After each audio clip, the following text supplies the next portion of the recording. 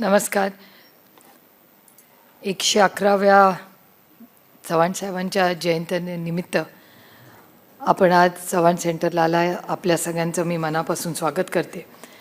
या कार्यक्रमासाठी उपस्थित संस्थेचे अध्यक्ष आदरणीय पवार साहेब, संस्थेचे ज्येष्ठ मार्गदर्शक काकोडकर साहेब, श्री हेमंत टकले, श्री नरेंद्र जाधव, श्री विवेक सावंत, आज आवर्जून उपस्थित राहिलेले डॉक्टर माशेलकर, ज्यांचा कौतुक सोहळा आज होतोय, अशा डॉक्टर सौम्या, व्यासपीठावरील मान्यवर आणि उपस्थित बंधू आणि भगिनींनो, मी माझं अर्ध भाषण मराठीत करणारे आणि अर्ध इंग्रजी, कारण का सौम्याताईंना मराठी येत नाही असं मी समजून चालते.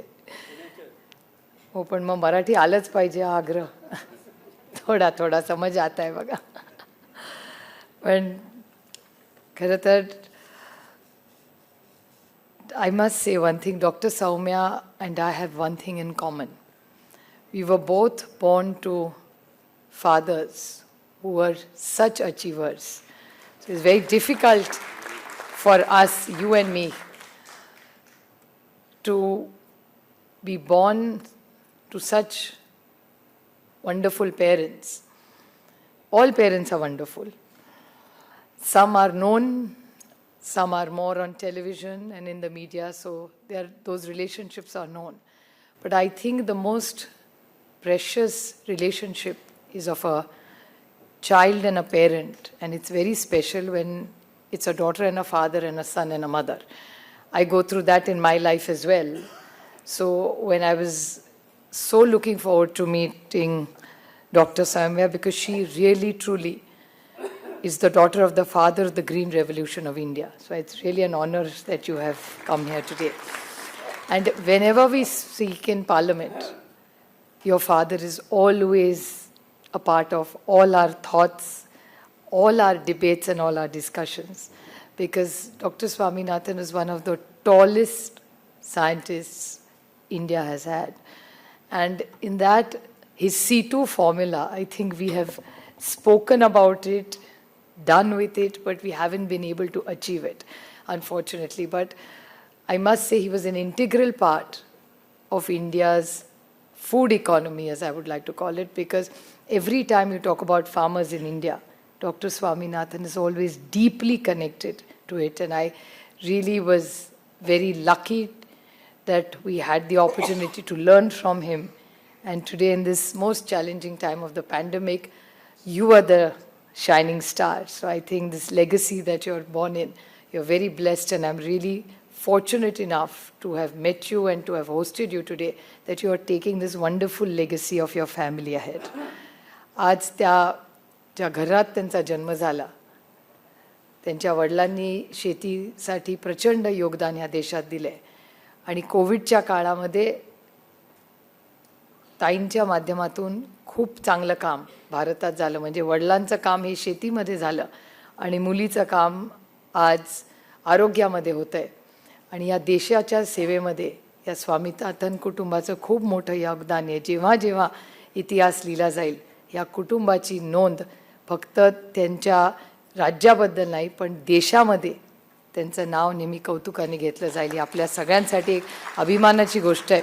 आणि संस्थेचा वडिलांशीही संबंध आला आणि लेकीशीही संबंध आला. मला वाटतं ते आपल्यासाठी एक खूप आनंदाची आणि अभिमानाची गोष्ट आहे.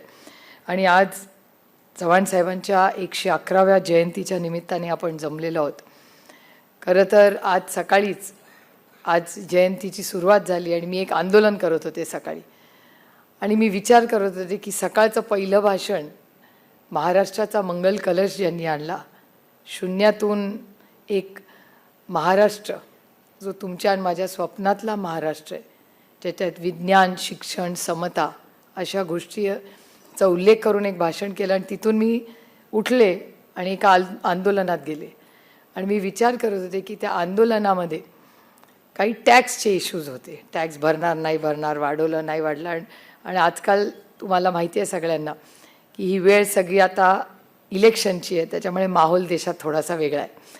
आणि त्याच्यामुळे मग टॅक्समध्ये आला, मग तो भरायचा, मग काही स्थगिती द्यायची, वगैरे वगैरे अशा काही गोष्टी. आणि मी भाषण करताना तेच म्हणलं की चव्हाण साहेबांच्या जयंतीच्या दिवशी मला आंदोलन करावं लागतं आहे. ह्याच्यातच खरं तर आपलं म्हणलं तर अपयश आहे की आजही लोकांना आंदोलनं करावी लागत आहेत. आणि यशही आहे की ह्या देशात आजही लोकशाही जिवंत आहे. हे दोन्ही भाग त्याला खरं आहेत. आणि चव्हाण साहेबांबद्दल आज एक वेगळा आणखीन एक उपक्रम आपण सुरू करतोय सेंटरच्या माध्यमातून की आपण एक नवीन अपडेटेड वेबसाईट करतोय. म्हणजे ज्याला कुणाला चव्हाण साहेबांवर जर PhD ही करायची असेल तर ॲट वन स्टॉप म्हणजे यशवंतराव.चव्हाण.in जर तुम्ही जर नुसतं टाईप केलं तर चव्हाण साहेबांची सगळी पुस्तकं, भाषणं, त्यांच्याबद्दलची सगळी माहिती, जे काय डॉक्युमेंटेशन चव्हाण साहेबांबद्दल अवेलेबल आहे ते सगळं अपडेट करून मराठी भाषेमध्ये आज लॉन्च होईल. आणि पुढच्या एक 15 दिवसात, महिन्याभरामध्ये ते पूर्णपणे इंग्रजी आणि हिंदी ही अशा टप्प्याटप्प्यातून अनेक भाषात आपल्याला केलं जाईल. आता तुम्ही म्हणाल आता ट्रान्सलेशन कशाला पाहिजे, सावंत सर इथे उभे आहे, बसलेले आहेत, त्यांच्यासमोर हिम्मत करून बोलते. पण गुगलचं सगळंच ट्रान्सलेशन हे अनेक वेळा कन्फ्युजिंग होतं किंवा चुकीचंही होतं. त्याच्यामुळे आम्ही नुसतं गुगलच्या भरोशानं राहता आम्ही पूर्ण त्या भाषेमध्ये ट्रान्सलेशन व्हावं, म्हणजे कुठल्याही नवीन पिढीच्या व्यक्तीला काही चुकीची माहिती जाऊ नये. कारण अनेक वेळा आता नवीन तंत्रज्ञानामुळे इतके आपल्या आयुष्यात बदल झालेत आणि सगळ्यांचा समज आहे की आपण GP चॅटमध्येही जरी गेलो तर जी माहिती आहे ती AI देते ती खरीच आहे. आता माझीच युनिव्हर्सिटी चुकीची टाकली आहे म्हणून माझा जरा भीती वापरते. मला GPT चॅटमध्ये मी पुणा युनिव्हर्सिटीची स्टुडंट आहे म्हणून सांगितले, मी मुंबई युनिव्हर्सिटीमध्ये पास झाले. त्याच्यामुळे तेव्हापासून माझ्या GPT चॅटवर भाषण करताना मी नाही ते रेफरन्स पॉईंट म्हणून वापरत. अशा गमती जमती तंत्रज्ञानामुळे होत असतात. शेवटी माणसंच ह्या गोष्टी करतात. आणि कितीही कृत्रिम बुद्धिमत्ता आपण सगळ्यांनी मान्य केली, बदल आत्मसात केला, तरी माणूस हा माणूसच असतो. त्याच्यामुळे म्हणूनच कृत्रिम हा शब्द येतो त्याच्यामध्ये. आज AI बद्दल माझ्यानंतर सगळे सविस्तर बोलतीलच, काही भाषणांमध्ये उल्लेख होईलच. पण यशवंतराव चव्हाण सेंटरच्या माध्यमातून गेल्या अनेक वर्षात शिक्षण, आरोग्यसेवा आणि नवीन तंत्रज्ञान आणि चव्हाण साहेबांच्या स्वप्नातला महाराष्ट्र ही जी भूमिका त्यांनी मांडली ती पुढे न्यायचा एक प्रांजळ प्रयत्न आमच्या सगळ्यांकडून होतो आहे. आणि त्या सगळ्या टीममध्ये एक मोठा व्यापक कार्यक्रम आम्ही शिक्षण बरोबर करतो, ज्याला इन्क्लुझिव्ह एज्युकेशन, म्हणजे आता एक नवीन गोष्ट वाचण्यात येते की राईट टू एज्युकेशनमध्ये काही बदल होणार अशी चर्चा होते असं दिल्लीमध्ये कळतंय. पण आता हे शिक्षणात होणारे बदल आणि बदल मग ते नुसते AIच्या माध्यमातून नाही, पण शिक्षक आणि त्यातलं मूल केंद्रबिंदू ठेवून शिक्षणात बदल व्हावे. आणि त्या बदलामध्ये चव्हाण सेंटर दरवर्षी इन्क्लुझिव्ह एज्युकेशन, म्हणजे हे फक्त जी मुलं पहिली येतात किंवा चांगल्या संस्थेत जातात, शिकतात, इंग्रजी बोलतात अशाच मुलांसाठी नाही, पण जी मुलं स्पेशल नीड्समधली मुलं आहेत त्यांच्यासाठी काही एक मोठा उपक्रम होऊ शकतो का. किंवा ऑटिझमसारखा विषय, आज डॉक्टर समीर दलवाई उपस्थित आहेत, विजय कानेकर आहेत, ह्यांच्या मदतीने ऑटिझमसारखा विषय ज्याच्यात जवळपास संपूर्ण महाराष्ट्रातून पहिल्यांदा आपल्या राज्यामध्ये ऑटिझमवर एवढं व्यापक पालकांना घेऊन कुठलं मोठं वर्कशॉप झालं आणि ज्याच्यातून महाराष्ट्रात एक पॉलिसी झाली, ते काम चव्हाण सेंटरच्या माध्यमातून होतं आहे. इतिहासाबद्दल आता इतिहास म्हणलं की लोकांना काळजी वाटते, कारण का पार्लमेंटमध्ये इतिहास बदलतो आहे असेही काही वेळा रेफरन्सेस येतात. त्याच्यामुळे इतिहास म्हणलं की आता भीती वाटते, आता कुठला इतिहास, त्यांचा का आपला, असंही झालेलं आहे दुर्दैवाने या देशात. पण इतिहास हा जो खरा असतो तो सोयीचा नसतो, जो खरा असतो तोच डेटाबेस करून आम्ही शाहू फुले आंबेडकरांचे सगळे नवीन पिढीसाठी त्यातले जे तज्ज्ञ आहेत त्यांच्याबरोबर अभ्यासक्रम करून तीही माहिती आम्ही सगळी एकत्र करतो आहे. आणि हे सगळ्या ज्या अनेक ठिकाणी या सगळ्या माहिती आहेत, पण ती सगळी माहिती अंडर वन अम्ब्रेला आली पाहिजे. तर तोही प्रयत्न आणि एक मोठा कार्यक्रम चव्हाण सेंटरच्या माध्यमातून होतो आहे. महिला सबलीकरण ह्याच्यात तर काम गेले अनेक वर्ष चाललेलं आहे. रिलायन्स फाउंडेशन बरोबर त्यांची जी दुकानं आहेत तिथे महिलांना दुकानाच्या बाहेर आधी मार्केटिंगला संधी मिळाली. आज आमच्या बचत गटातल्या अनेक महिला आज मोठ्या ज्या कंपनीज आहेत, FPOs आहेत, त्यांच्याबरोबर कम्पीट करतात आणि त्यांचा माल रिलायन्स किंवा डीमार्टसारख्या ठिकाणी आज त्यांनी बनवलेली हळद, त्यांचं सोयाबीन, त्यांचा चहा, त्यांनी साखर, अनेक त्यांचे पदार्थ आहेत ते आज मार्केटिंगच्या माध्यमातून नॅशनल लेवल्सला आज करतायत. हेही सांगताना मला अतिशय आनंद वाटतंय त्यांना. आणि अनेक संस्था अशा आहेत ज्या आमच्या महिलांना हिशोब कसा ठेवायच्यापासून, म्हणजे त्यांना व्यवसाय कसा करायचा, तर व्यवसायामध्ये बुक कीपिंग कसं करायचे, अकाउंट्स कसं करायचे, छोट्या छोट्या गोष्टी आपल्याला वाटतात. म्हणजे मुद्रामध्ये अकाउंट्स खूप उघडली, पण त्याचा इम्पॅक्ट खरंच त्याला टँजेबल काय आहे हेही अतिशय महत्त्वाचं. नाही तर डेटा खूप होतं, अकाउंट्स एवढे उघडले, पण त्या अकाउंटचा पुढे काय झालं, त्याच्यात पैसे खरंच किती राहिले, किती नंतर अकाउंट्स बंद झाली. मग महिलांची जास्ती उघडली तर त्या महिलांनी त्या सगळे उघडलेल्या अकाउंट्सचा त्यांच्या आयुष्यात किती मोठा फरक झाला. कारण एक गंमत म्हणून डेटा तुम्हाला सांगते तुमच्या माहितीसाठी, की केंद्र सरकार बजेटमध्ये सांगतं की 80 कोटी लोकांना आम्ही आजही अन्न मोफत देतो. तर जर देशामध्ये गरिबी कमी होते तर मग 80 कोटी लोकांना अन्न का आजही मोफत द्यावं लागतं. तर numbers don't match each other. त्यामुळे असे अनेक व्यापक विषय आहेत. गोखले इन्स्टिट्यूट असेल, त्यांच्याबरोबर त्यांनीही ह्याबद्दल खूप मोठा अभ्यासक्रम केलेला आहे. तर त्यांच्याबरोबरही काम करून हे जे इम्पॅक्ट्स जे आपल्या कार्यक्रम म्हणजे शिक्षण असेल, स्किलिंग असेल, हे आपण कामं राज्यात सगळ्या जिल्ह्यांमध्ये करतो, पण त्याचं असेसमेंट होऊन नक्की किती लोकांच्या आयुष्यात चव्हाण सेंटरच्या इंटरव्हेन्शनमध्ये फरक पडला आहे त्याचं एक थर्ड पार्टी ऑडिट करायचं काम पुढच्या वर्षात चव्हाण सेंटरच्या माध्यमातून होणार आहे. आणि नोव्हेंबरमध्ये जेव्हा आपण 25 तारखेला भेटू त्या सगळ्याचं एक व्यापक प्रेझेंटेशन आम्ही तुम्हाला सगळ्यांना देऊ. त्यामुळे या कामाचं मोजून आणि कोणीतरी तिसऱ्यानी ऑडिट केलं पाहिजे. आम्ही आपलं दरवर्षी भेटल्यावर तुम्हाला सांगतो की आम्ही हे केलं, आम्ही ते केलं, पण एक थर्ड पार्टी ऑडिट म्हणजे आम्हालाही अकाउंटेबिलिटी राहिली पाहिजे. कारण का ही संस्था कैलासवासी यशवंतराव चव्हाणांच्या नावाने चालते. It has to be the best. आणि आम्ही बाकी कुणाबरोबर कॉम्पीट करत नाही, आम्ही स्वतःबरोबर कॉम्पीट करतो. त्याच्यामुळे आमच्या स्वतःकडूनच जास्ती अपेक्षा आहेत आणि नवीन पिढीच्या माध्यमातून खूप नवीन पिढी याच्याशी जोडली जाते.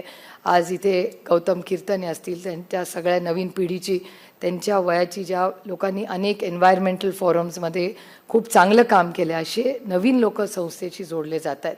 त्यामुळे माझी अपेक्षा आहे की आतापर्यंत सगळ्या ज्येष्ठांनी आम्हाला मार्गदर्शन केलं.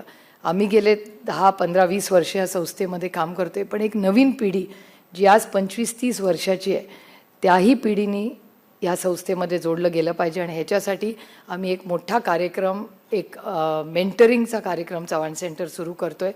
दरवर्षी चव्हाण साहेब आणि त्यांनी केलेली कामं किंवा पुढच्या 25-50 वर्षाचा महाराष्ट्र कसा असावा अशा 5 मुलांना दरवर्षी आम्ही एक स्कॉलरशिप म्हणा, स्पॉन्सरशिप म्हणा किंवा फेलोशिप म्हणा, तर ती 5 मुलांसाठी आम्ही ह्या वर्षीपासून सुरू करणार आहोत.